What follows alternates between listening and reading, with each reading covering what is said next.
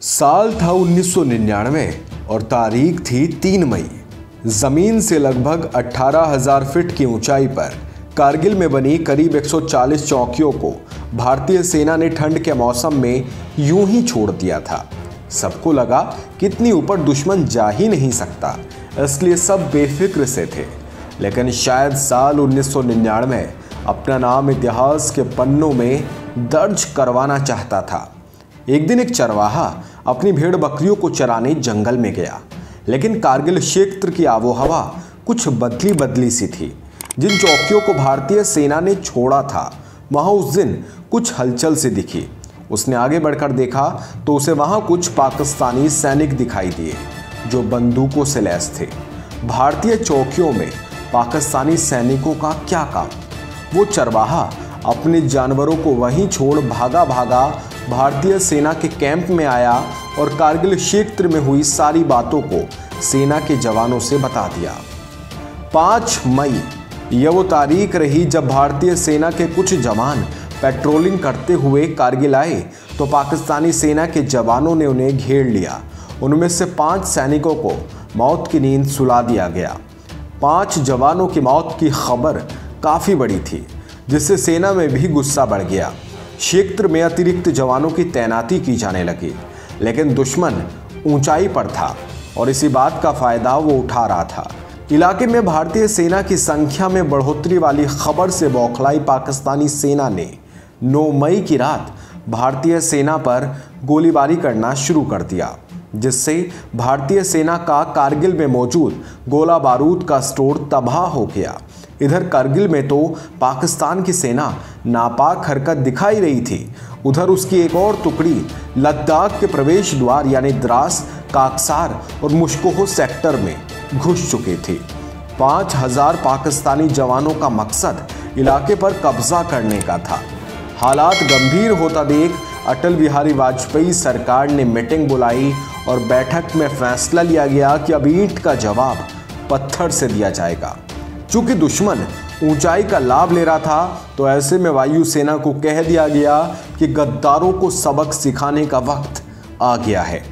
आदेश मिलने के बाद भारतीय एयरफोर्स फुल फॉर्म में आई और उसने सफ़ेद सागर नाम का एक ऑपरेशन चलाकर पाकिस्तानी घुसपैठियों को सबक सिखाना शुरू कर दिया। भारतीय वायुसेना ने पाकिस्तान के खिलाफ MiG-27 और MiG-29 का इस्तेमाल किया, जिससे घुसपैठ करने की फिराक में लगे पाकिस्तानियों की जान हलक में आ गई।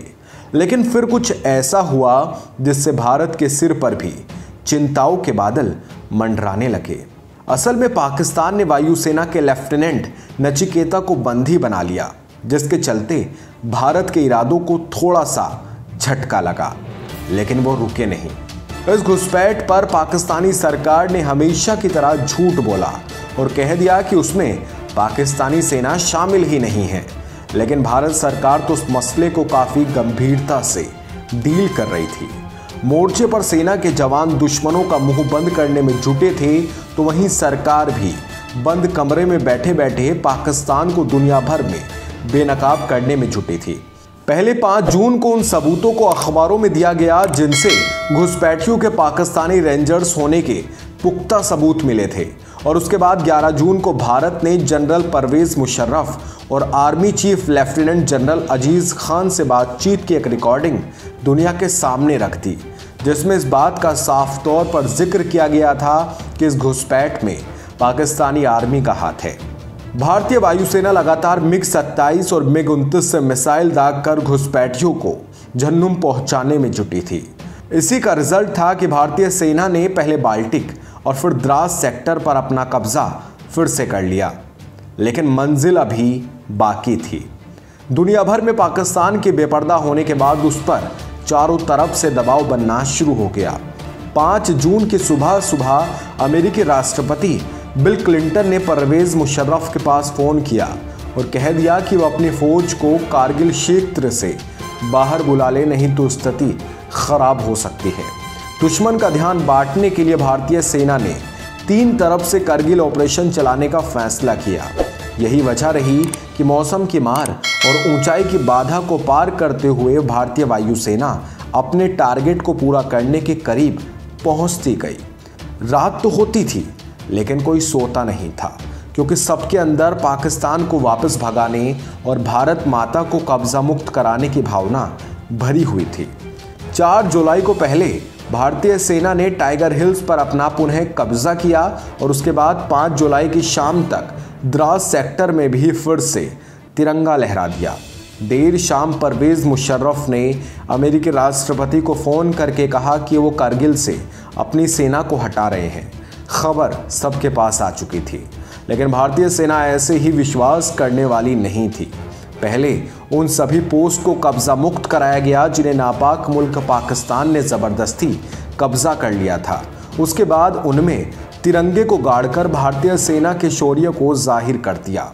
26 जुलाई ये वो तारीख रही जब तत्कालीन पीएम अटल बिहारी वाजपेयी ने भारत के कारगिल फतेह की घोषणा कर दी।